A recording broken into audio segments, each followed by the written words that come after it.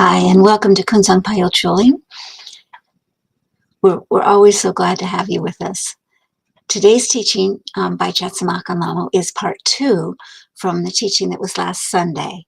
The title is Your Treasure is the Bodhisattva Heart. And so we will begin and enjoy.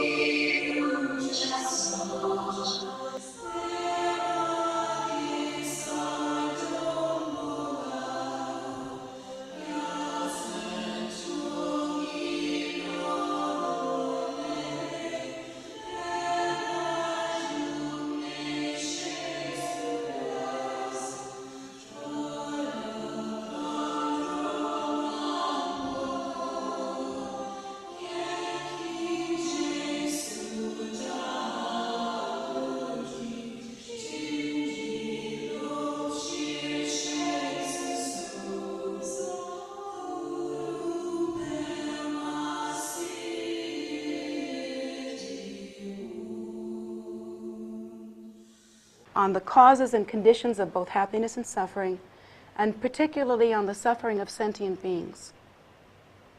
These contemplations cannot be short-circuited, and they must be delved into with everything you have. Then once that happens, you begin to feel a certain kind of determination and motivation, and it begins to make sense. I mean, that's really what happened to me. Before I even felt a kind of determination, I remember my first feeling as I was practicing, and this was way back when I was 20. I had not even actually met with the path of Dharma yet, but in my own meditation and dream state, I was actually given these contemplations directly, and so I began to practice them. What happened to me was not so much this determination, but it was more like kind of like it's the only thing that makes sense. I mean, if you really logic it out, if you really think that here you are, one sentient being, on our planet alone, in the human realm alone, there are roughly 5 billion others. On our planet alone, there are uncountable animal forms. We can't even count them. I mean, you can't even count the amount of, say, ants in an anthill. Each one of them is a sentient being, with the Buddha nature within them, just as surely as you have. Yet they appear in this form due to their own habitual tendency and the way that their consciousness is functioning at this time. How many uncountable sentient beings that can be seen with the eye on this planet alone? In the Buddha's teachings, we are told there are 3,000 myriads of universes. 3,000 myriads of universes. And that's just like one number you can get that can give you some understanding that we're talking big. Plus, the Buddha also teaches us there are all these formless realms. And there are uncountable sentient beings in these formless realms. So logically, if I spend my entire life in ego gratification and self-cherishing, and yet my nature is this Buddha nature, completely inseparable from the very Lord that I call Buddha, completely inseparable from all these sentient beings, that nature is indistinguishable from one being to another. It is logical and reasonable that I would do everything I can to bring benefit to others. It is logical and reasonable also to me that I will never be happy until every sentient being is free. That's what seemed reasonable to me. If this is my nature, this absolute Buddha nature, this ground of being, if this is it, and you are that also, and yet we appear in these multitudinous forms, wandering and suffering in samsara, it makes perfect sense to me to dedicate my life to the liberation and salvation of all sentient beings. Nothing else seems logical or reasonable. And from that, gradually, this determination grew. But I went through the mental discipline, and I went through it I practiced for 8 to 10 hours only on those contemplations for about 10 months a day, till I could see clearly for myself that this is the only game in town that makes sense. To live any other kind of life seemed to me like, well, for me it felt like whoring. To know what I know and then not live the way I know I should live seemed like prostitution or whoring. And it didn't seem reasonable to me. And so my determination was born. Now, once you have that kind of understanding, don't think that you don't have to go through the process of reminding yourself and keeping it alive every step of the way. If any of you have been married, you know that once you take the vow, that's not the end of the issue. If you want to remain in that kind of situation, you've got to go through hell and high water. And you have to really work at it, or the marriage doesn't work. Well, it's like that in giving rise to the bodhicitta. Once you've come to the conclusion, the great conclusion, that's not where the effort stops. You have to do it every day. It's this part of the discipline of practice, and you have to remind yourself, remind yourself every day, so that you remained mindful. And on the path of Dharma, these contemplations are crucial. So this is how it starts. It starts in mental discipline, which gives rise to determination. Where's emotion in all that? Emotion becomes kind of dumb, sort of inconsequential, I mean, once you realize that there are 5 million humans that you know of that are wandering in samsara, not understanding how to create the causes of happiness, whether you have gas at that moment or, whether you feel like you're in a good mood or bad mood or any of those kinds of things becomes sort of like a moot point. I mean, well, so what? And it's okay, and also you learn that in order to be comfortable on the path of the Bodhisattva, it's also okay to be a Bodhisattva in a bad mood. But you don't get to stop, you see? Because you've learned something, So here you are in a position where this is really terrific, because as a Westerner, we want to make bodhicitta about feelings, nothing more than feelings. You know that song? I wish I'd never written it. Because somehow it's gotten into our consciousness as Americans, and we're singing this tune. We just believe in it. Hook, line, and sinker. So once we realize that it's not about a feeling nature, when we give rise to the bodhicitta, we also, at that moment, and here's a magic golden key, can be more tolerant with ourselves and more comfortable on the path. And we can still consider ourselves practitioners of the bodhicitta if we're in a bad mood. Do bodhisattvas ever get PMS? Yes, they do. I can tell you that for a fact. Do bodhisattvas ever wake up feeling like they got off on the wrong side of the bed and they are not going to be happy and they are determined not to? Yes, they do. Do bodhisattvas ever get sick to death of everything? Yes, they do. Do bodhisattvas ever wish that everybody was okay in samsara and maybe we could just ride off into the sunset and do exactly everything we want? Oh, Lordy, yes, they do. Bodhisattvas feel all of those ways, but they have that practice and that knowledge and that determination. And once you learn that, and do not expect that, and do not try to make your compassion about a certain feeling or appearance or some ridiculous, stupid, flush-it verbiage about love and light. Once you let go of that idea, then maybe you can be comfortable on your path. Maybe you can still be a bodhisattva when you have PMS. Because you don't get time off for that, I'm afraid to tell you. Sentient beings are still suffering whether you have it or not. And so you mature on the path, and you become a big kid on the path, a mature practitioner who knows that human frailties are human frailties, and we all have them. We're walking around with arms and legs and human bodies, And we feel the way we feel. But what has that got to do with the need of sentient beings? And our determination, therefore, through really studying and practicing in this way, should remain firm and strong. And for me, I have my really bad moments, and yet I have to say that every time I have a bad moment when I just don't feel like it, I learn and I respect and I understand the condition of sentient beings. I mean, if you didn't have those feelings once in a while, you wouldn't even know what it was you were up against, would you? It's almost like that's part of who you are. So be comfortable with that, and don't let it determine how you engage on the path. If anything, let it make you even more determined. It's okay to be exactly who you are and a bodhisattva. So mechanically, how do you actually begin? Well, like I said, you begin wherever you are, with self-honesty, determining exactly what your habit patterns are, and acceptance. You have to be comfortable with yourself. A mature practitioner on the path is comfortable with themselves. They're not trying to act like a practitioner, which I have to tell you, you see a lot on the Dharma path.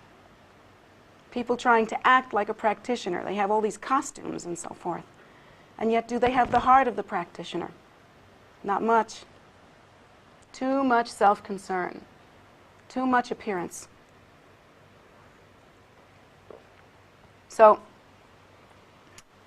where do you start? Like I said, exactly where you are. Remember that different people have had different experiences. And if you're not sure about that, I don't know. Read, ask other people. Each of us have had different experiences. No one knows what another person's experience has actually been like or felt like. No one knows how karmic patterns develop into the tapestry that they do. Each and every being, as they engage on the path of the Bodhisattva, will look a little different. It's not for you to judge. It's only for you to begin. Some people, when they first begin to engage in the meditations that the Bodhisattva needs to engage in, they'll be doing it like, so,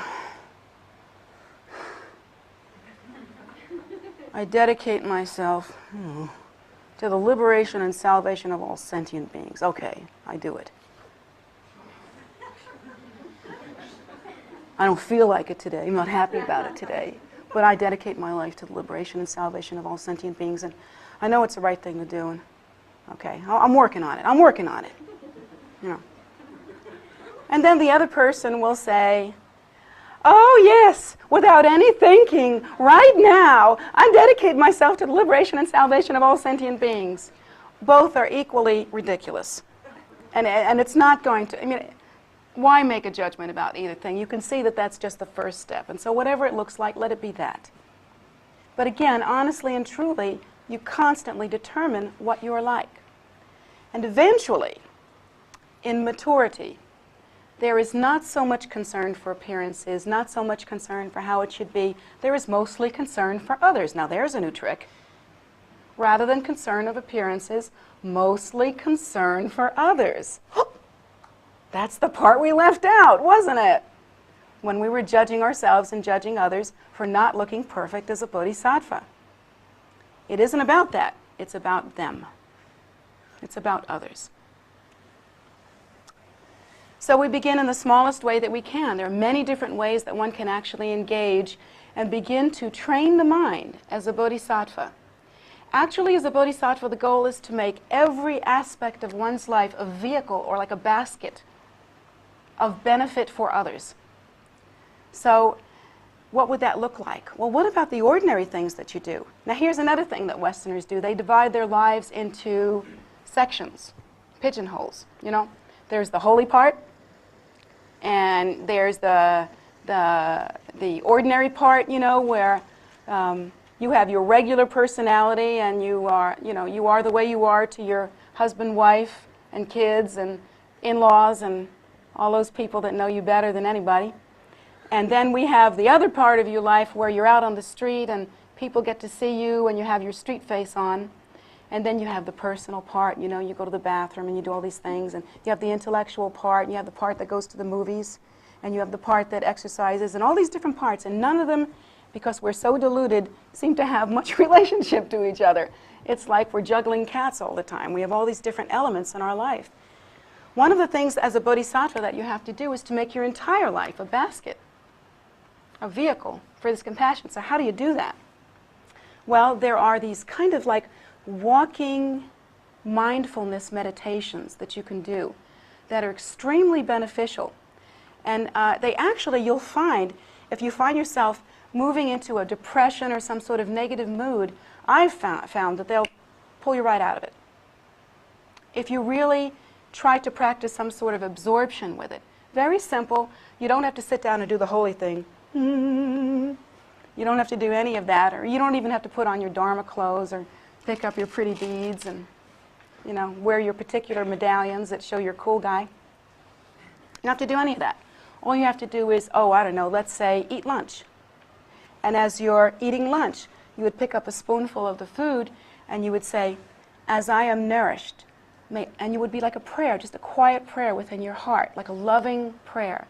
As I take this nourishment into my body, may all sentient beings be nourished by the light and power of bodhicitta. As I take this drink into my body, may all sentient beings be watered and nurtured, let's say, by the nectar of Dharma. And this is like a heartfelt wish. As you walk through the door, you know, may all sentient beings be led through the door of liberation and their suffering be ended by the virtue of my walking through this door. And so it's a constant mindfulness meditation. As I walk down the street, may all sentient beings walk down the path to liberation. As I am in my car and I'm looking, you know, at a map trying to find those crazy Washington streets and where they go, by the virtue of this, you know, activity, may all sentient beings receive the proper guidance and direction by which they can accomplish Dharma and be free. And so everything that you engage in, so you have a choice here. You can be cussing like a trooper and hating the way DC is laid out with all those weird tunnels and all that junk, and looking at the map and just, you know, doing all of the Washington thing that people do around here. Or you can be utilizing that opportunity. Well, you're going to be looking at the map and finding the street anyway. So instead of getting into the mood that would normally get you into, perhaps you can use that as an opportunity to have kind of like a, you know, an understanding that all sentient beings are directionless and hungry for direction. And so a small prayer at that moment that all sentient beings would be guided on the path to liberation is appropriate and beneficial. And I've found that it organizes your mind and thoughts, and the mindfulness becomes so profound and so clarifying in the mind that almost anything you're doing at that time is better, takes on more meaning, is happier, and can be better done. It's like the mind is more clear, less filled with the kinds of hyper emotions that make us crazy and confused. And that kind of meditation, that kind of consideration for the well-being of others, you know, everything, as I ascend the staircase, may all sentient beings ascend into the true meaning of Dharma. And, you know, you're free to make up your own prayer. It doesn't have to be my prayer. Make up your own concerning the welfare of sentient beings. And you constantly walk around like that. You'll find that not only are you changing somehow in some subtle way that you can't understand, but you have less bad moods, less depression, less frequent, overwhelming concern with your ego to the point where you are busy doing nothing but manipulating everything and everybody around you in order that they will get it right for you, which is pretty much how we live. And so, you know, that kind of thing begins to change. And you're less concerned with manipulating your environment in order to get what you want. And you're less often accomplishing the great mantra of gimme, gimme, gimme, I wanna, hung pet. And you're more concerned with the welfare of others. And something inside of you is beginning to change. And remember, during the retreat, those of you that were here, I talked about that our habitual tendency is so strongly biased toward ego cherishing, that really we have to spend a lot of time putting something in this pile in order to bring it back into some kind of balance. And so that kind of meditation really brings about that kind of balance. And it begins to put more in the pile of concern for others, and your habit begins to change. Because there's nothing about you that inherently goes towards non-lovingness or lack of concern for others. You are actually the bodhicitta in your essence. But it is your habitual tendency, karmic cause and effect relationships that bring about habitual tendency, and the weight of that karma that weighs down on this side. Now we're looking to balance the scales. And so this kind of meditation changes your habitual tendency so that you find magically the next time you want to take that bodhisattva vow in the context of your practice, you're feeling different. It's not really an emotional thing, but somewhere inside of you, you sense, you feel that something's changed, because number one, you have the good feeling of really having invested a great deal of your time in this discipline of meditation for the sake of others. And number two, most importantly, your habitual tendency is starting to change. So next time you say, I dedicate myself to the liberation and salvation of all sentient beings, you'll find that as you say that, there's a catch in your voice, in your heart, almost like, oh, is it real? Do I feel it? Yes, it's there. You'll know that it's beginning to take hold in your heart. And when you really, really feel that deeply, you'll begin to feel the benefit and happiness associated with this practice. Now don't get off on that and get lost in, oh, I'm so happy, now I'm a great bodhisattva, now I can look like a saint, roll those eyes, take out a pint of blood, I'm looking too robust. Don't get lost in the concept. Only continue. Only continue with the practice for the sake of sentient beings. Do not get lost in the circus. Remember, make it always about them. And ultimately you will come to understand in maturity in your practice, that your own enlightenment and the enlightenment of others is non-dual and equal in weight. Equal in weight. And here's the real reason why. Even though there are so many more other sentient beings who are wandering in samsara, and I, or you, am only one, still, although one can bring about temporary or relative benefit as a human being, one can actually not bring about extraordinary or ultimate benefit until oneself actually achieves realization. So for that reason, we are so dedicated to bringing about our own liberation for their sake. We view it as non-dual with the liberation of others. As I reach liberation, as I move closer to enlightenment, I am more and more able to be of benefit to others. And so I am interested in my own spiritual practice, interested in my enlightenment for their sake, as well as my own, of course. I am one of them. They become non-dual, and we begin to understand that we are truly and utterly inseparable, in essence and in truth. So, we begin by walking with these simple, mindful meditations. Now, don't get obsessive about it. If you forget to do it for an hour, a day, it's like anything else. You just climb back on. The judgment is useless. You can toss it out. What is needed, what you should cultivate, is the ability to view yourself honestly. But self-hatred has no place on this path. Hatred of any kind has no place on this path. So that kind of ridiculous judgment, I would prefer that you do not judge me as a bodhisattva to need to look or act a certain way. And I would prefer that you do not judge yourself as a budding bodhisattva to look or act a certain way and thereby condemn and end your potency on the path.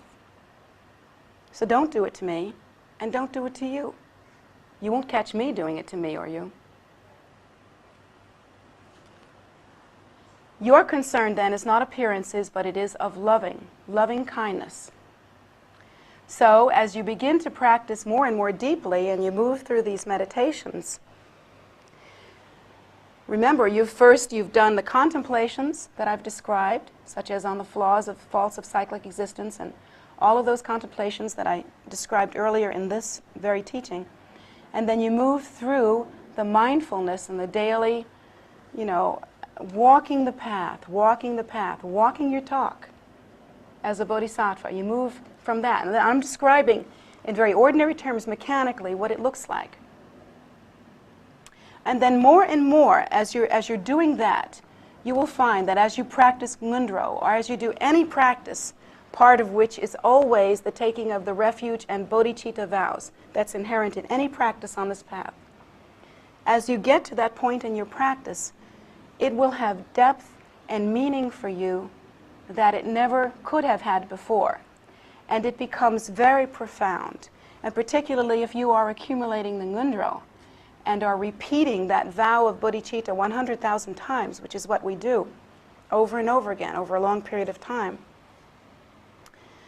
When you do that meditation, you're not simply saying it and holding the visualization that is prescribed, but you are in some kind of natural absorption in this vow and its profound meaning. And then you grow in that even more, and you remain in a natural absorption in bodhicitta while you're practicing. This is a very important stage in one's practice. And it doesn't happen naturally. And again, do not mistake emotions for that moment. Do not mistake some crazy idea of self-contrived bliss, of love and light, for that moment. That moment is based on the hard work that I've described and nothing less. It is based on mental discipline. That absorption is a meditation state, and when that occurs, we have been taught that when one actually takes the bodhisattva vow with vajra courage and determination and true absorption, then most of one's gross defilements that have been accumulated since time out of mind are instantly dissolved. Isn't that amazing? Because the weight of truly remaining absorbed in the bodhicitta is such a strong virtue that it weighs very heavy on that scale. It weighs very heavy. But now we're talking about true absorption. We are not talking about contrived emotionalism, which most of you have substituted. This is different. And it takes this discipline, and it takes honesty and courage. But once that happens, the major gross defilements, and this is according to the teachings, are pacified. Once you have truly experienced that absorption, you will begin to feel a change. But again, don't fixate on that change, and don't make it the thing. Don't get emotional about it. Don't get lost in the concept, because the minute you do, you are no longer absorbed in the vow. It's about you. So remain firm with a stable mind, absorbed in the great bodhicitta. Now we still have the subtle defilements to work out, those habitual tendencies and so forth. And we will work them out by practicing in this way, but this is where it starts. Now let's see, what else? Furthermore, you should, at this point, as you're beginning to practice the true absorption in the bodhicitta, then at this point you might find that you're naturally examining aspects of your life that cannot coexist anymore. You find that there are many things that have to change, and it's not to say that these things aren't challenging and difficult. For instance, as a bodhisattva, how can you just, with no mindfulness whatsoever in the way that we have been accustomed to, will step on a bug or slap a mosquito? Now we know that these creatures are not so different from us, that each within them is the Buddha nature as well. That they are sentient beings wandering in samsara, and like us, they wish to be happy, but do not know how to create the causes of happiness. So now we have all the difficulties that are associated with being a bodhisattva.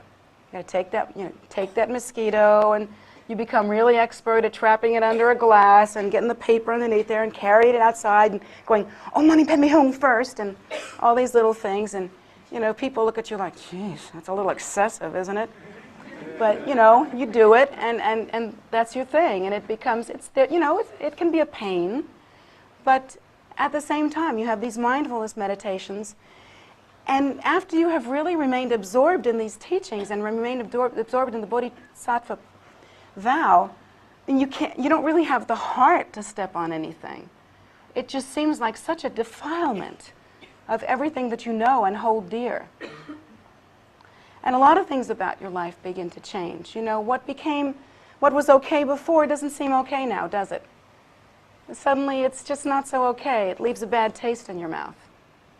So go with this change and reinforce yourself and be glad about it, even if it makes things a little inconvenient sometimes.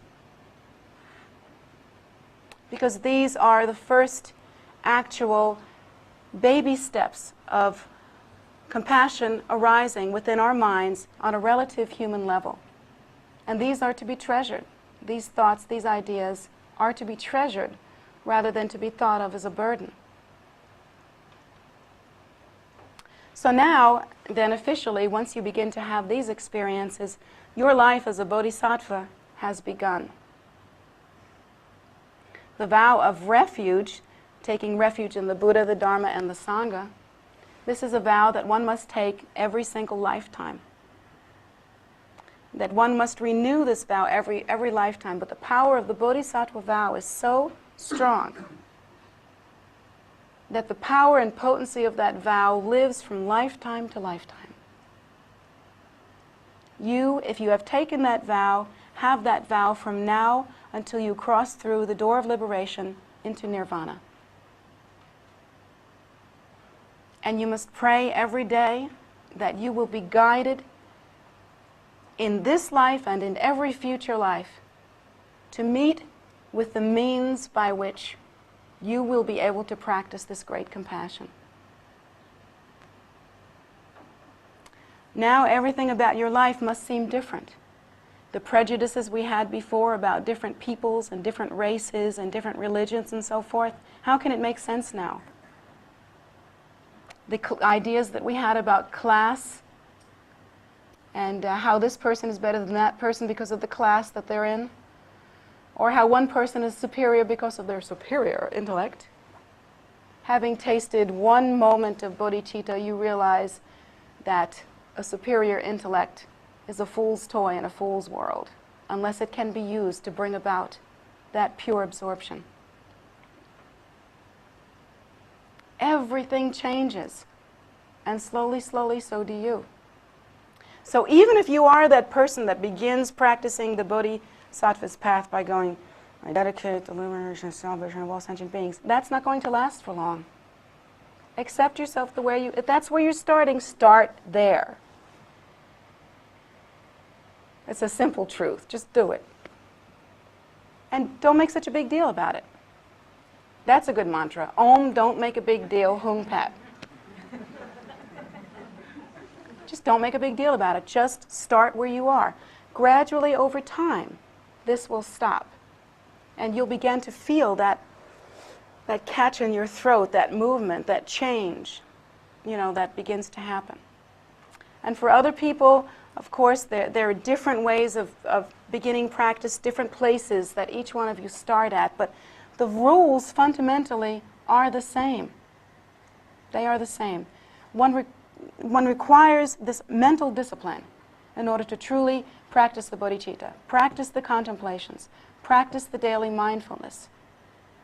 And then in the practice, the repetition of the vow of the bodhicitta, begin to remain absorbed in this idea, in the reality of the bodhicitta, and remain absorbed in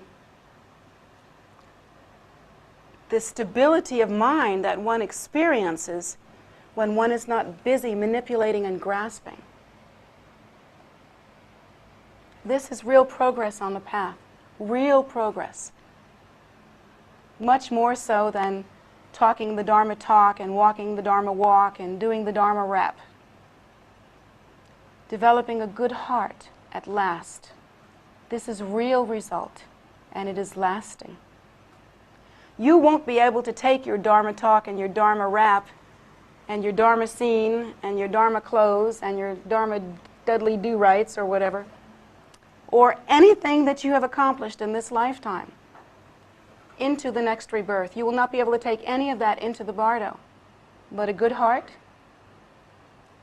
and Vajra compassion, yes, you take that into the next life, and it is one of the main causes for the conditions of your next rebirth. This is valuable. This is your treasure. This heart of the Bodhisattva. And it is the first step to a truly happy life. And we get really happiest at it when we are completely surrendering. Letting that love, that concern for the welfare of others, that bodhicitta, be the captain of our ship. Not that nasty little manipulative, self-serving ego that's running around trying to control everything and making everybody, including ourselves, crazy. We will find that the level of neuroses in our lives begins to go down. And we will find that, lo and behold, just like the Buddha taught, we have really begun to create the causes for happiness. It really works. It really works. There are changes that you'll go through, changes that I go through constantly, even still. You may find that happiness does not take the form you thought it was going to take. But let me tell you something. I'm 46 years old. If you have come anywhere near my aged self and haven't figured out that life is not going to do what you thought it was going to do anyway, then you have been asleep at the wheel. Why not make it work for you? Because nothing is going to take the form you thought it was going to, no matter what you do. Most particularly if you spend your time trying to control and manipulate others, and if you live a life completely concerned with ego cherishing. Then life really won't deliver. But hey, that's all part of growing up. I mean, in maturity, we see that. Your 5-year plans, your 10-year plans, forget it. I mean, I guess about some aspects of your life you can do that, but you will find that as the bodhicitta begins to truly manifest in your life, it requires true surrender. And your life will not take the form that you thought it was going to. Because this bodhicitta cannot be controlled. It is not a toy for you to make you happy exclusively. It is the display of that nature that is our ground of being and to which we are all equally entitled and ultimately responsible for. And as you begin to taste that nectar and realize that in all the worlds sentient beings are suffering, and in worlds and worlds that we cannot see, sentient beings are suffering, and that we have in our hands, like a precious jewel or a golden key, the means by which some understanding or some help can come to them. So let us now commit our lives and remain absorbed in that kindness and transform this present life and every future life into a vehicle by which the end of suffering will be brought about and all sentient beings will be liberated. So this is the teaching, and this is our wish. And I hope from the depth of my heart that each one of you will take this home and consider it very carefully, and then make the choice for transformation. We hate that word, transformation, the scary T word. We sort of like it in theory. It sounds so dynamic and powerful. But when, let's say, for instance, astrologically, someone says to you, well, you're about to go through a major transformation, we go, ah! We are terrified. Quick, batten down the hatches. Don't let anything change. But if you've lived long enough, you'll find out that life is going to transform you one way or the other. You will go through transformations. You will go through things. So go through that which will benefit you and all sentient beings. Do not leave this continent of precious jewels empty-handed. When you go into your next life, I hope to the depth of my heart that you have somehow managed to take the nectar from this life and truly internalize it and enter into your next life nurtured by the power of bodhicitta. So that's our class for today, and I hope very much that you have enjoyed it and that you will listen and act accordingly. And if it changes only one moment of your life and makes only that moment predisposed towards selfless activity, well, then we've accomplished that. So thank you very much.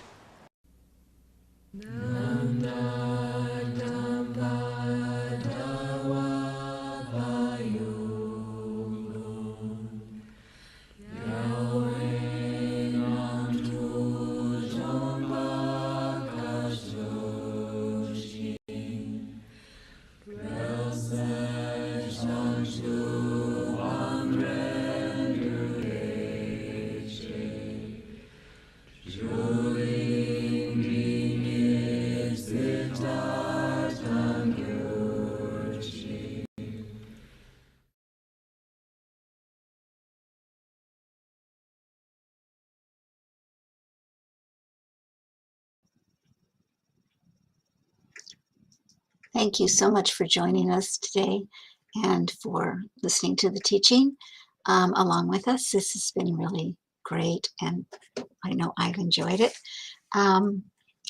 We're here at KPC for you, and we offer a lot of different things for you to do.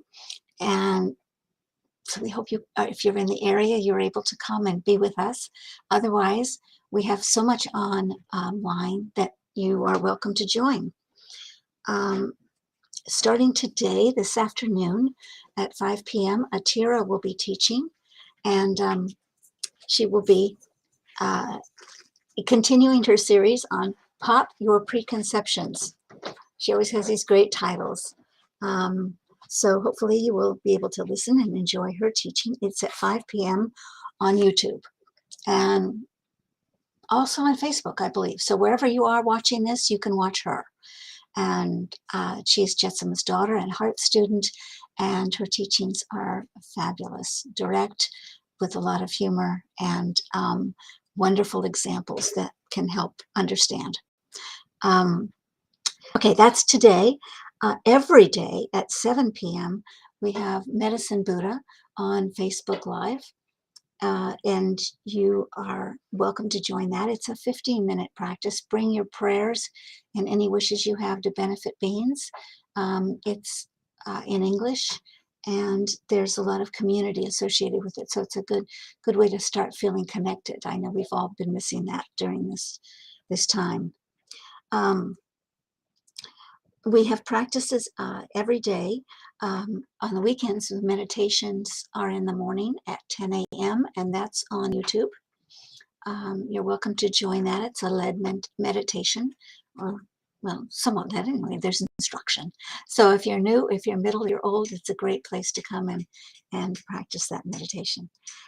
Otherwise, come to tara.org, which is our website, and what do I want to say? You can find the calendar on events and be a part of that. You can click on the event and it will tell you where you can find the practices and what they are and how to join. If you're, as I said, if you're in the area, the outside has been opened continually outside dawn to dusk, and we have plenty of things for you to do. We have statues and stupas and walking trails and meditation gardens and some fabulously friendly animals. So any of those things are available to you to calm your mind and find peace and happiness, which is what we all long for, I think. In addition, we are looking forward to opening sometime in the very, very near future. And it probably starts slow, but stay tuned. That could come very soon. So everybody stay happy and take care of yourselves. And the next teaching of Jetsumas will be on Wednesday evening at 7:30, and it will be a continuation of the teachings on Poa, the transfer of consciousness at the time of death. So it's a great series, and you can watch the ones you've missed up on YouTube. Take care. Thanks.